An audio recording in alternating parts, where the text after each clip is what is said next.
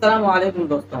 मणिपुर में दो कम्युनिटी मेती और कुकी के दरमियान 3 मई से शुरू हुए फसादात और तशद्दुद को आज 115 दिन से ज्यादा हो चुके हैं, जिसमें सरकारी गिनती के मुताबिक 131 लोगों की मौत और 400 से ज्यादा लोग जख्मी हुए हैं, जबकि कांग्रेस ने जख्मियों की तादाद 3000 बताई है। मणिपुर में 5000 से ज्यादा आगजनी के वाकयात और 6000 से ज्यादा मामले दर्ज हुए हैं। 144 लोगों को गिरफ्तार किया गया है। पुलिस के मुताबिक रियासत के अलग अलग इलाकों से 2 महीने के दौरान 1100 हथियार, 13,702 गोला बारूद और 250 से ज्यादा बम जब्त किए गए हैं। बीबीसी के रिपोर्ट के मुताबिक यहां 250 चर्चों को आग लगाया गया, जबकि गैर सरकारी रिपोर्ट के मुताबिक 317 चर्चों को जलाया गया, जिसमें से 100 सिर्फ इम्फाल वैली के अंदर थे।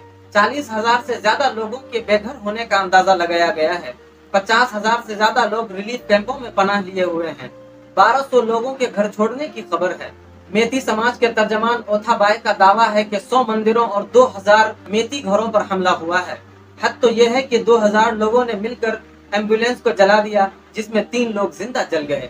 दोस्तों, इस वक्त मणिपुर 2 हिस्सों में बढ़ चुका है। एक हिस्सा कुकी के पास है और दूसरा हिस्सा मेती के पास है। घर बर्बाद हो गए, गाँव के गाँव तबाह हो गए, लोग उजड़ गए। ऐसा लगता है कि लंबे वक्त के लिए दोनों में दरार पड़ चुकी है। जी हाँ दोस्तों, हाल में जो दंगा फसाद हुआ, मणिपुर जंग का मैदान बना, इसकी वजह मणिपुर हाई कोर्ट का एक फैसला है, जिसमें मेती कम्युनिटी को शेड्यूल ट्राइब या एसटी का दर्जा देने का हुक्म दिया गया था। मणिपुर में बसने वाली मेती कम्युनिटी एक लंबे वक्त से शेड्यूल ट्राइब या एसटी का दर्जा हासिल करने की कोशिश कर रही थी।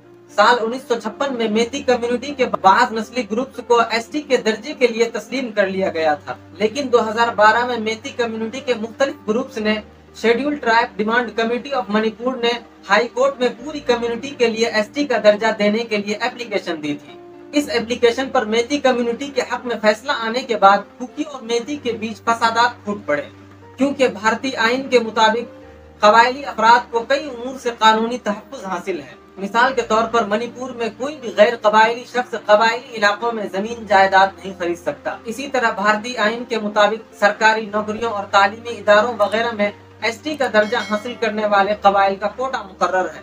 यही वजह है कि कुकी और नागा कबीला मेती को एसटी का दर्जा देने की मुखालिफत कर रहे हैं, क्योंकि उनके ख्याल में मेती कम्युनिटी पहले ही रियासत की खुशहाल और मालदार कम्युनिटी है, और अगर एसटी का दर्जा भी मिल जाता है तो कुकी नागा लोगों को सरकारी नौकरियों, तालीमी कोटे में अपने हिस्से के साथ अपनी जमीनों से भी महरूम होना पड़ सकता है।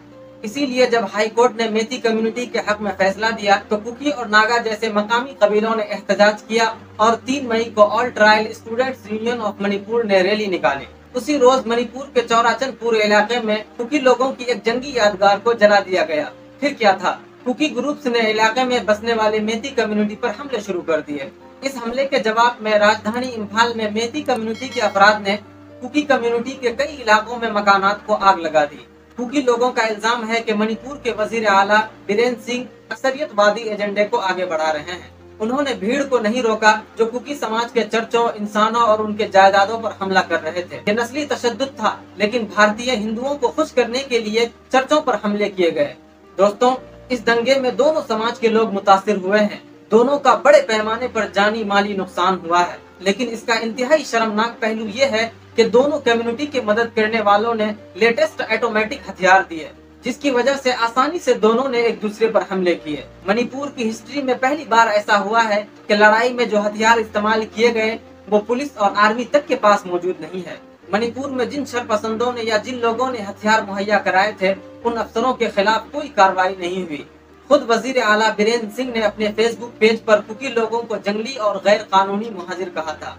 उन्होंने मेती लोगों को भड़काया, लेकिन उनकी भी हिफाजत नहीं कर पाए। उनके बड़े बड़े अफसर दंगे के वक्त सीन से गायब रहे।